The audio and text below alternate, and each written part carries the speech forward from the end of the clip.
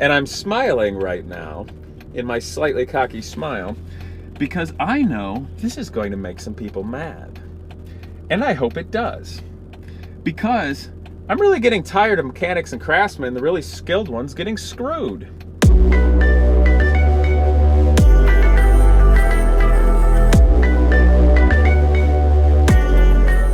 What's up, guys? So today I want to talk about mechanics, craftsmen, restorers, etc. and what that's like as a profession. Are they getting paid enough? Are they not getting paid enough? What is that world like? And where this concept has stemmed from me. So quite some time ago, I saw on Facebook there was a beautiful Cobra Daytona Coupe replica. And those cars originally, of course, were aluminum bodied, and they were hand-formed aluminum, just like back in the day in the 50s and early 60s, European-built, coach-built cars. I mean, that is an exquisite technique to shape and form and coach-build metal that goes back a long time. I mean, the people who do this are major craftsmen, and it is a beautiful art. So anyway, I'm admiring this car. And the person who had built this beautiful replica, and I do mean replica, and everybody likes to come up with some stupid new name for replica. It's a kit car. No, it's a replica. It's an emulation. It's a recreation. It's a reincarnation. Whatever. What I mean to say is it's exactly the same as the original, okay? But it's better. It's made nicer. It's more beautiful. And this particular car was not painted because the coach-built aluminum was done so well. It was perfect, and then it was polished to a beautiful mere shine. The amount of workmanship and hours that went into this car was astronomical. And it was a gorgeous, gorgeous machine. There's not that many people on earth that can build something like this, yet there's loads and loads and loads who want to pay a lot of money for it. But when I was watching this, to get to the point, it made me sad. The people who are actually talented enough to build something like this can't even afford their own creation. That would be like a painter, a master painter, who can't even afford their own canvas when it's done. And something with this just seemed wrong to me. And I posted on Facebook, this is years ago, and I put something up as to what I just said. Like, something seems wrong that the person who can actually build this can't even afford their own car. But there is one individual I know who's been CEO of pretty big international companies. And more recently, this gentleman went into a private equity firm, bought a company for, I can't remember. I think he got it for like 30 or 40 million dollars. You know, restructured it, move it, do everything you do when you're in private equity. Get it all bolstered and strengthened up, and then sells the thing 9 months later for, I think, $340 million. So he did well on that one. And this guy writes to me in a very direct, snarky way, well, that guy got paid a fair wage. And that struck me. That guy got paid a fair wage. Really? Did he? He can't even afford his own car. Now, the thing about that is, you guys might think, well, he didn't save, he could just build another one. Not really, because the amount of time it takes this guy to build one, he would have to save up so much money to be able to live throughout that time period, you know, all the normal costs of life, that he could, in fact, build the car. But not just that, have all the materials, have the shop space, have all the damage to tools, everything like that, and then be still doing well enough in life that his own creation, when he's done, he can afford to keep. And then, if he's out of commission for that long, building something for himself, or she, he or she, okay? It is the modern era, people. Everyone is talented. Anyway, if he's been out of commission that long, then is he gonna have work to do afterward, or is he gonna end up having to sell his car? So I started thinking about this, because obviously I relate. Been a car builder, been a restorer for quite some time. And frankly, I got away from it. And I got away from it for reasons that I see with this, and this story made me sad to think of. And I thought about what that gentleman said who buys and sells companies. And I just don't like it. Because if you think about it, the mechanics out there, now I'm not just talking normal everyday car mechanics, not even talking high lines, etc.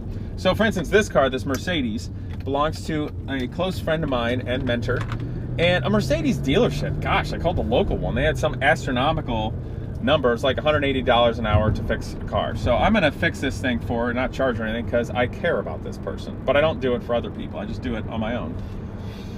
Now, $180 an hour is a heck of a lot of money to work on a car. That's a Mercedes dealership. There are plenty of places that are 80 bucks an hour, 100, 110. That's kind of reasonable, normal. There might be some, guys that work in their garage that charge less even. But the fact of the matter is, let me put it this way. Let's say you're working on a $50,000 car, okay? And it's some specialized thing and it's worth that much money. And just for the sake of round numbers, let's say the mechanic, the special craftsman to work on that $50,000 car costs $100 an hour. I think you know where I'm going with this. Let's say that car doubles in price in 1 year. It's a $100,000 car. Does the mechanic's fee double in price? No. What happens if that car price is 10 times more? Let's say it's $1 million car.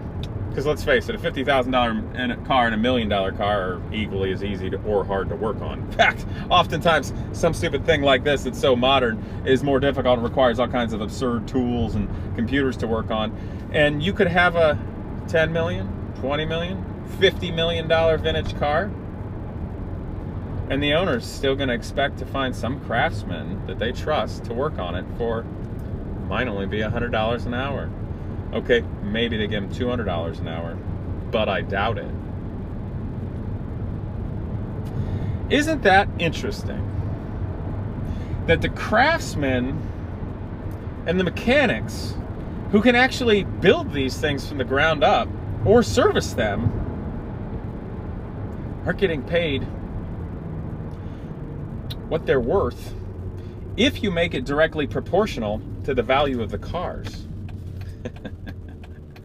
And I'm smiling right now in my slightly cocky smile because I know this is going to make some people mad. And I hope it does. Because I'm really getting tired of mechanics and craftsmen, the really skilled ones, getting screwed. I'll take that a step further. With my students with Genius Garage, if they're really good at cars and building and craftsmanship, I tell them to go in engineering, mechanical engineering. Why? Because there's lots of jobs. Good jobs. With benefits and a future and places where you can get a raise. I don't tell them to work on cars, even though I could show them the way.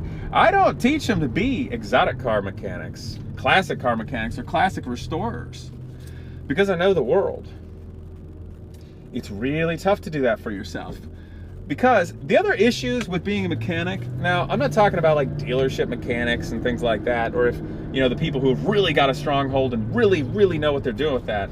I'm talking about building a shop. There's a heck of a lot of difficult things about it. I'll give you an example. Let's say you have a race shop.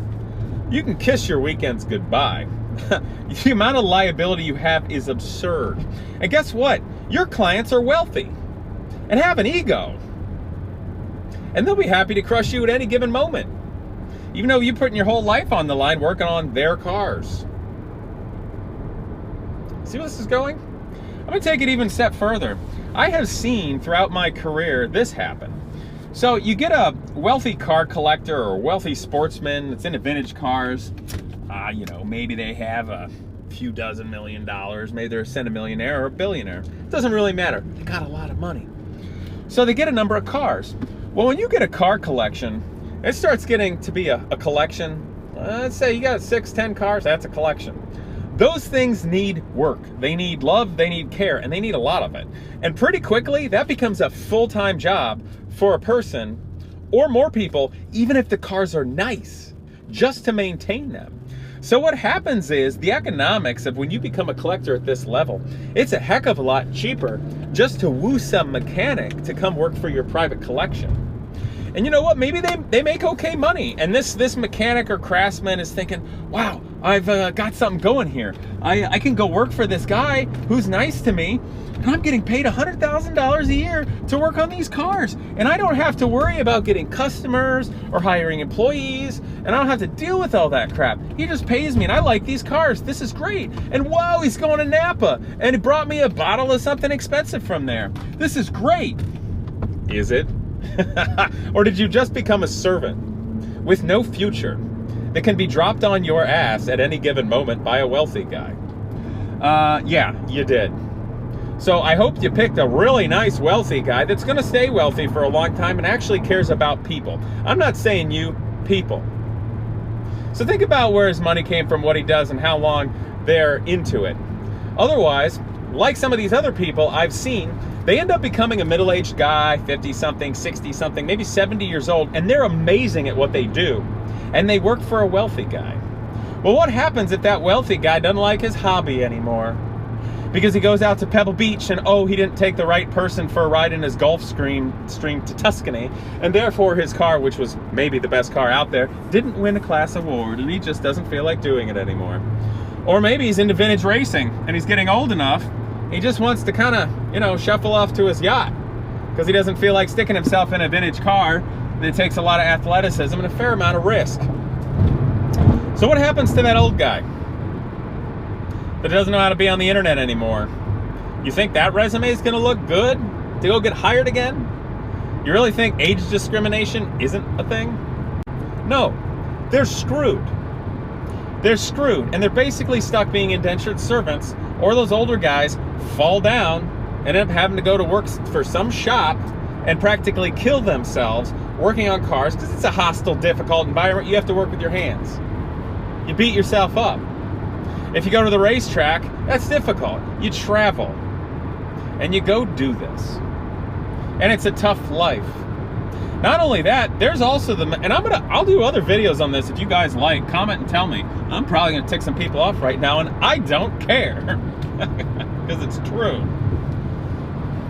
There's the other mental aspect about mechanics, and I've seen individuals, and they are grown men. They've been around, they've seen a lot of things. But the problem is, when these grown men are working on exotic cars, they see their customers or clients come in. Most of the time, they're people that don't know a darn thing about highly complex systems or their car. Maybe they don't appreciate it at all. Maybe they're just some punk trust fund baby nouveau riche jackwagon that doesn't care about the car. See, the problem is that wears on the mechanic who actually likes the cars after a while. And it does one of a number of things. It can make them bitter, frankly. They can get over it. They can just say whatever. Or, depending on the mechanic, they can think they're part of that world, even though they're not. And that can turn ugly for them. And I've seen it. So, why am I going on this big topic where I haven't narrowed it down to a specific point? Well, it's simply because it doesn't get talked about. This never is spoken about. If this was another world, mechanics on high-end cars, really, really expensive, name it, pre-war cars, vintage Ferraris, etc. If this was some other world and the market exploded, the people who build these things, the people who work on them, their values go up. So why aren't the mechanics and craftsmen's values going up? Because those wealthy people still need those people to keep their cars fun. Because those wealthy people can't keep them running themselves. Not all of them. And they're not going to build new ones. That's also part of the reason why some of these, replica car manufacturers like RCR is actually doing pretty well. Because people like the cars and they want to drive them, but the prices have become absurd. I just don't like it. I'm saying this because I've had these experiences. I've seen it. The clients don't care about the mechanics. They can treat you nice, they can do whatever, but at the end of the day, they'll drop you like a sack of dirt. Whether you go become an indentured servant, and I guess that's a little harsh, whether you basically go become a servant for them, they might be nice to you, they might like you, but they can also be nice to any one of the employees at a company that they don't mind selling it for their private equity firm to make a few $100 million. Do you really think you're any different? Here's something else. Oh, and this is going to make people mad! I kind of love this. Have you noticed there's a push to get young people involved with vintage cars and vintage racing and all this sort of thing? And the way they think they're going to do it is by helping make young people into craftsmen and mechanics. You really think that's going to do much for the classic car industry in the future? Nope. Because guess what? Those people aren't going to be able to afford them. Those people aren't going to be able to lead industry. Those people aren't going to have a whole lot of a say. Unless, of course, they band together and stop working on people's cars until they get really paid what they're worth. I think maybe they should. Because otherwise, all those individuals doing making more servants, depending on how you look at it. I personally got away from doing that once, a long time ago, because I realized the expertise I had in engineering, craftsmanship, building, managing a business, managing a team, and leading was being wasted on wealthy individuals who didn't really care. And I could do something more important with it. Because if you're really smart enough to be a really good mechanic, this is not my words, this is coming from another mechanic, you're not a mechanic anymore. Let that sink in. So I want to bring this up, not to stir the pot, even though it's gonna, but for young people. Because they don't know how the world actually works with these sorts of things. And I think somebody should put this out there for them to think about. Because I'd really like to see young people have a great and successful future. And I don't like seeing them be used. For that matter, I don't like seeing older people be used. I've had a number of friends in their 50s and 60s. They're also being used in the same way. And then suddenly they're going to be on their butt, having a darn hard time to connect with the modern world, getting a job and going anywhere else. So I guess if I was going to say one thing to that old friend of mine, the CEO private equity guy, that thought that Craftsman was being paid a fair wage for the car, no. It wasn't being paid a fair wage for the car. That bright, shiny, gorgeous Cobra Daytona Coupe replica. It just wasn't. It's kind of the difference, guys, in the socioeconomic class structure of the world. It comes down to, are you going to be the really smart person working at the company? Are you going to be the really smart person leading the company? Or are you going to be the really smart person that goes in to buy the company and flip it? The world works the same ways, whether you're a mechanic or craftsman, a business person, or about a zillion other things. But I don't think anybody said this to young people in terms of getting into fabrication and being a mechanic, except for me. So, food for thought. If you're an amazing engineer, craftsman, or mechanic, what do you want your future to be? What do you want the future of cars to be? And what are you really worth? Really? Think about it. That's all I got, guys. I hope you enjoyed the video, that you will like, comment, and subscribe. See you guys next time.